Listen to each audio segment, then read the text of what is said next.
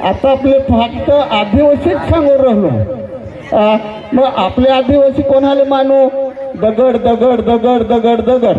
पण दगड तर निर्जीव. पण आपल्या त्याला 5 लोकांनी शेंदूर लावला काय सांगू?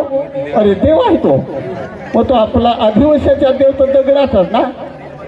गणपती तोड्यात होता नाही, म्हणून आदिवासीच्या दगडाचा देव.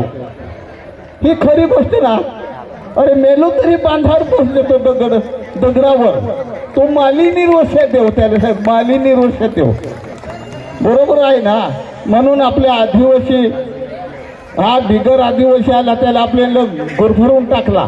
बरोबर आहे बगळाचे बसलाय दुकान मांडून. आणि आपले मरत जगत तरी याच्या रे काय धनधाने पिकवायच्या ते त्याच्याकडनं याच्यात काय रे भाव सांग रुपये किलो. मग आपल्याला रुपये किलो ते कुठं सुधारणार? आपले सुधरून काय नाही सुधरू. असं करून हे बिगर आदिवासी त्याची लूट नाही. हे आपले आदिवासी हे जन्मात कधी कांद लुंडा सगळंच खाणार. मी अजून तरी करडू कौला शेवळी पण आता बाकी जगलू चांगला. तसा ते हे माझी देवता याची आराधना कर.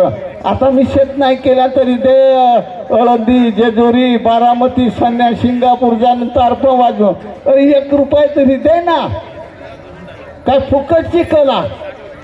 आणि ही कला करून आता मला पाय ना दिलदार माणूस झालो, दिल्लीत झालो. फार भाग्य मी समजलो. म्हणून ही आपली कला टिकवा, आपली कला टिकवा.